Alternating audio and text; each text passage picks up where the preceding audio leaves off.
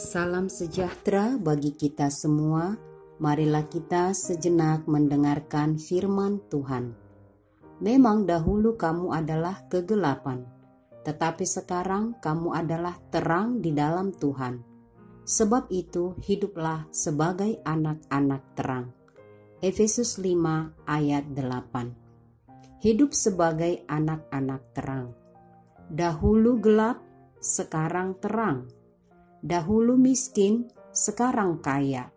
Dahulu muda, sekarang tua. Dahulu pemberontak, sekarang taat. Lain dahulu, lain sekarang. Berubah ke arah yang benar tentunya. Hal gelap dan terang sangat kontras di hidup ini. Yang lama telah berlalu, yang baru sudah datang. Perubahan besar pasti terjadi di dalam hidup orang percaya karena anugerah Allah yang tidak terbatas di sepanjang waktu. Tuhan Allah mengasihi kita orang berdosa dan tidak membiarkan kita berada dalam kendali kuasa genggaman si jahat yang telah menjebak dan menggoda, menjatuhkan untuk menjadi sekutunya, melawan dan memberontak kepada Tuhan dengan semua perbuatan jahat, perbuatan kegelapan yang berakhir pada maut kekal. Allah Tuhan kita di dalam Yesus Kristus dengan kuat kuasanya yang tak terbatas merampas kita dari cengkeraman kuat kuasa kegelapan. Ia membawa dan mengangkat kita ke dalam terangnya yang ajaib melalui pengorbanannya dan kematiannya di kayu salib. Kasih-Nya yang besar menghancurkan semua perbuatan kegelapan, seperti percabulan, perkataan kotor, kasar, kata-kata kosong dan sembrono, keserakahan, kerakusan, hawa nafsu, penyembahan berhala, kebohongan, pembunuhan, tipu muslihat, iri hati, amarah, roh pemecah, egoisme, dan lain sebagainya. Perbuatan kejahatan telah dihancurkannya di kayu salib. Semua perbuatan kegelapan yang meraja di hati manusia dibersihkan dengan darahnya yang kudus, sehingga terang Kristus bersinar, menuntun kita hidup dalam sukacita, damai sejahtera, kemurahan, kebaikan, kesetiaan, penguasaan diri, kesabaran, ketaatan, dan banyak lagi hal-hal sorgawi yang diberikan kepada kita. Hidup sebagai anak-anak terang berbuahkan kebaikan. Itulah hidup kita sekarang dan di masa depan bersama dengan Kristus Yesus Tuhan.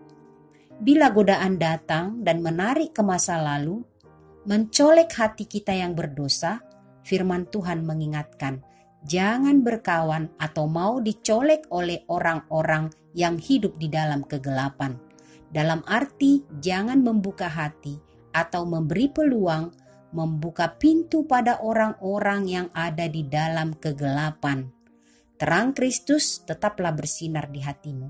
Jangan pernah mengasihi atau memberi poin untuk menjinakkan iblis, karena dia akan menerkammu. Jangan anggap remeh pada hal-hal buruk yang kelihatannya sepele. Misalnya, berbohong lewat WA atau SMS, atau mungkin berkata-kata dengan yang tidak jujur. Kami sudah di jalan, tetapi sesungguhnya belum berjalan. Saya akan menolong, tetapi hanya terkesan supaya baik. Hal-hal kecil berisi kebohongan adalah cara kegelapan masuk padamu. Jangan anggap remeh pada kebiasaan buruk yang dapat membuatmu menjadi alat kegelapan. Anak-anak terang akan selalu berjuang menyalakan terang Kristus dengan kebenaran dan kebaikan. Berkata jujur dan tulus dalam segala hal. Setiap janji adalah hutang yang harus dibayar. Bila tidak sanggup menepati janji, lebih baik jujur mengaku salah dan mohon ampun dan tidak mengulangi kesalahan yang sama. Anak-anak terang hidup di dalam terang Kristus. Berbahagialah orang yang mendengarkan firman Tuhan dan menyimpan semuanya di dalam hatinya. Amin. Mari kita berdoa. Ya Tuhan Allah Bapa kami yang mengasihi kami, yang telah mengangkat kami dari gelap kepada terang-Mu yang ajaib. Tolonglah kami supaya kami tetap mempercayai terang-Mu itu, yang menuntun kami dalam segala perbuatan baik, dan kami hidup di dalam kebenaran dan di dalam terang-Mu. Tolong kami dengan kuasa Roh Kudus-Mu, sehingga setiap saat, setiap hari kami mau hidup di dalam terang-Mu. Dengarkanlah Tuhan doa kami di dalam Yesus Kristus, Tuhan Juru Selamat kami.